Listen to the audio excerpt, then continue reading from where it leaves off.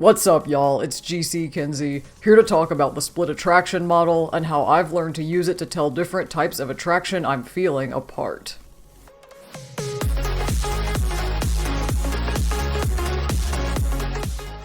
So, first and foremost, what exactly is the split attraction model? It's a framework that categorizes our attraction to others into different types. Some of those types include sexual attraction, feeling compelled to engage in sexual activity with someone. Romantic attraction, feeling compelled to date or be in a romantic relationship with someone. Sensual attraction, feeling compelled toward physical but not sexual contact with someone. Things like hugging, cuddling, holding hands, etc. Aesthetic attraction, admiring someone's appearance and feeling compelled to look at them or maybe draw them. Platonic attraction, feeling compelled to be friends with someone and spend time with them in a non-sexual, non-romantic capacity. Alterous attraction, having a strong sense of admiration or desire towards someone, or feeling compelled to spend time with them in a way that's hard to define as either romantic or platonic. Basically, if romantic attraction and platonic attraction were a binary, alterous attraction would be non-binary. This list is not exhaustive. There are other types of attraction people experience too. I just wanted to share some of the most commonly discussed examples. People who use the split attraction model will often define their orientation with separate terms for romantic and sexual attraction. For example, if you're romantically attracted to people of the same gender as you and sexually attracted to no one, you might describe yourself as homoromantic asexual. If you're romantically attracted to no one and sexually attracted to more than one gender, you might describe yourself as aromantic bisexual. If you're romantically attracted to people regardless of gender and sexually attracted to people of the same gender, you might describe yourself as panromantic homosexual. You get the idea. Could you describe your orientation in terms of other types of attraction? Sure, if you wanted to and found it useful. Maybe it's really important for you to put a label on who you're attracted to platonically or aesthetically or sensually, for example. But that's something I rarely see. For the most part, people just label their romantic and sexual orientations. So now that you know what the split attraction model is, let's talk about what kinds of people might find it useful. First, we have aspec folks, those on the asexual and or aromantic spectrums. It was the ace community that first started using and popularizing the split attraction model as we know it today, on the Asexual Visibility and Education Network, or AVEN, in 2005. Though there's a long history before that of acknowledging and discussing different types of attraction, and I've linked to more information about that in the description. The split attraction model was useful to aspec people in particular because when they talked about their lack of attraction to others, they realized that it didn't always apply equally to all forms of attraction. For example, just because you lack sexual attraction doesn't mean you lack romantic attraction and vice versa.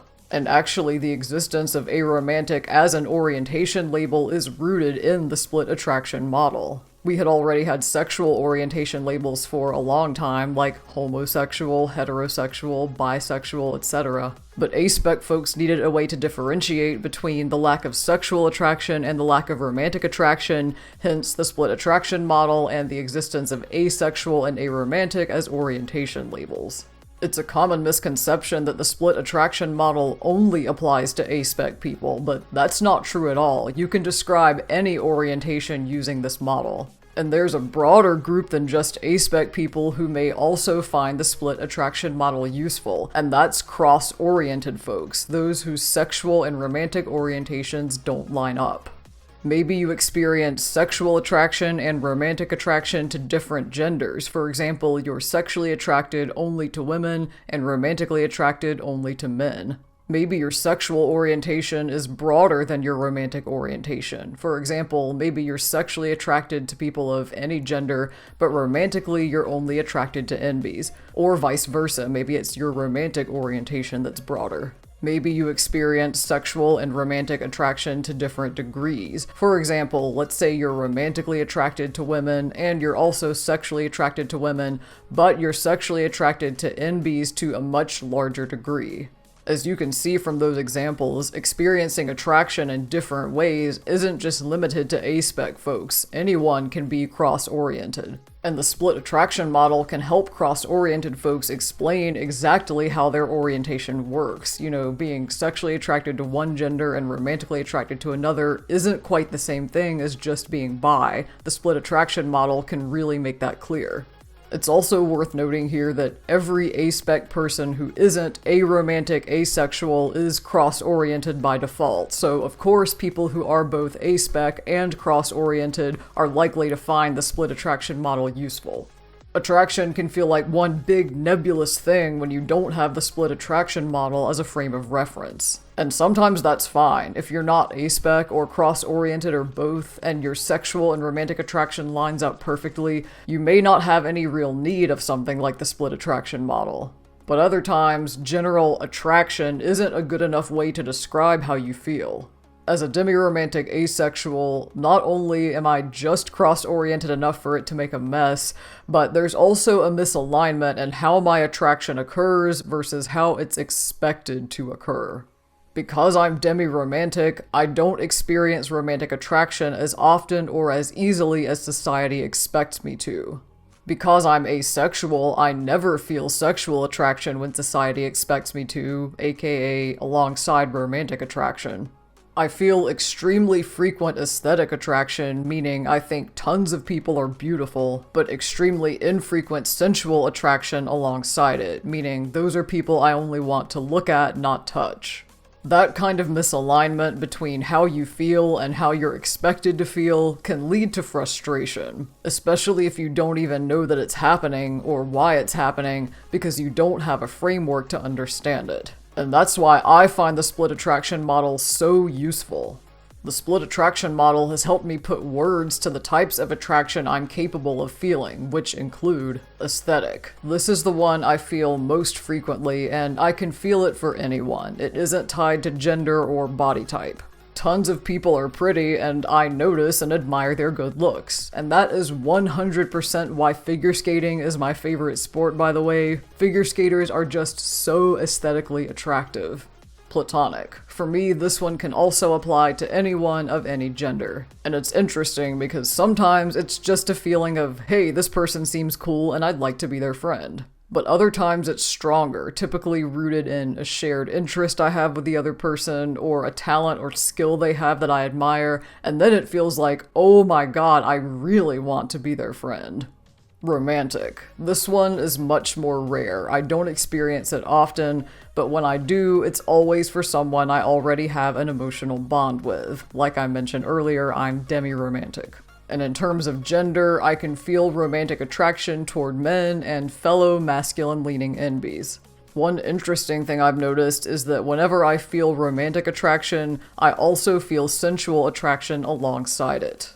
Sensual on its own without romantic attraction, super rare, as in I can count on one hand the number of times that's happened.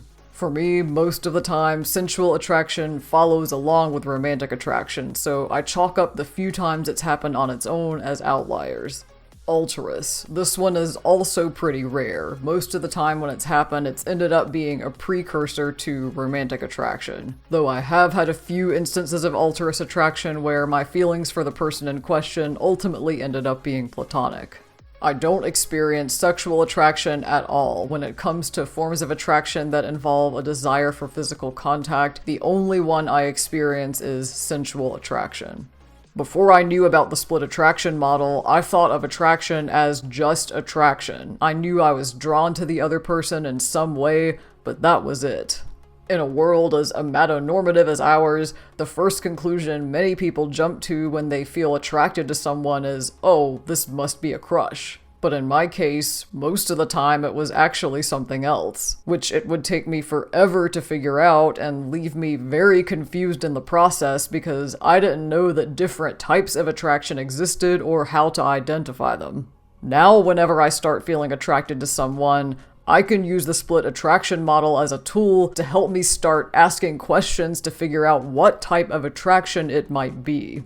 The first thing I ask is, what is it about this person that draws me to them? Is it their looks? If so, then I know there's aesthetic attraction at a minimum.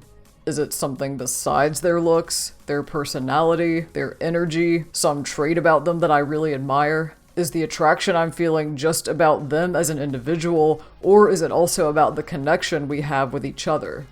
If I answer yes to any of those questions, then I know there's some other type of attraction going on besides just aesthetic, and I can ask myself more questions to figure out what it is. To determine whether there's any sensual attraction, I ask, do I want to be close to this person physically? Would I feel comfortable holding their hand or cuddling with them? Is that something I actively want to do with that person, or just something I'd be okay with? To determine whether there's any romantic attraction, I ask, how close do I feel to this person emotionally? How much closer do I want to feel? Can I see myself going on dates with them? What about exchanging romantic gifts or offering romantic gestures? What do I look forward to the most about spending time with them? Can I see myself spending the majority of my time with them, making them the #1 priority in my life, making all my future plans with them, committing to being their partner? Where do I see us going? What hopes do I have for our future? Sometimes the answers to these questions are really clear-cut, and I can immediately categorize the type of attraction I'm feeling. Aesthetic attraction is the easiest to pinpoint because the question is such a simple one. Do I find them good-looking? Yes or no. But when it comes to questions about sensual or romantic attraction, those tend to be a lot harder to answer. I'm likely to end up with a lot of maybes or I don't knows. And when those answers are so uncertain, I categorize it as alterous attraction and then take more time to figure out how I feel. There's one other thing I want to mention that isn't technically a form of attraction per se. I guess if anything it would fall under platonic attraction, but it's still worth calling out because it can be so powerful, and that's gender envy. As a trans person, I'll sometimes find myself thinking, I wish I had that person's body, or that person's features, or even that person's life. It can sometimes be difficult to detangle gender envy from a crush, especially if you're gay like I am. But I have found it easier to pinpoint gender envy since I came out as trans and learned to recognize it for what it was. Even though gender envy can overlap with a crush, I now know it's not the same thing. Case in point, the last time I had a crush on someone, I had just started questioning my gender at the time, and I realized I had major envy over the shape of his shoulders that had everything to do with gender and nothing at all to do with my romantic feelings for him. The split attraction model can sometimes be a controversial topic in queer spaces and communities. It's been critiqued as homophobic somehow, as divisive of the queer community, as splitting hairs on labels, and as letting people who aren't queer enough use queer orientation labels to describe themselves. I find these critiques to be rooted in a lack of understanding of what the split attraction model is and what it's for, or in a phobia since aspec people are the ones who popularized it. Just like any other framework or labeling system, the split attraction model is simply a tool. If you find it helpful, you can use it. If you don't find it helpful, you can ignore it. But it's not hurting anyone just by existing, and it's helping a lot of people better understand exactly how they experience attraction. So in that vein, I want to wrap up with a list of ways in which I personally benefit from using the split attraction model. I no longer panic internally when attraction happens because the split attraction model helps me think about it rationally and categorize it. I can enjoy my connection with another person a lot more if I can accurately define how I feel about them. I can more easily decide what type of relationship I want with another person, a friendship, a romantic relationship, a queer platonic partnership, etc., if I know what type of attraction I feel for them. I can avoid mistakes like trying to date someone I'm not romantically attracted to but just think I am because I'm attracted to them in some other way or because they give me gender envy.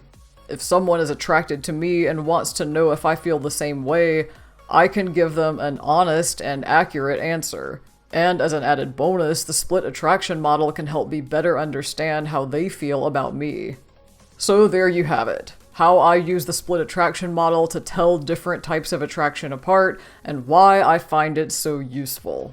And now is where I want to turn the conversation over to you. Do you use the split attraction model? If so, what's your favorite thing about it?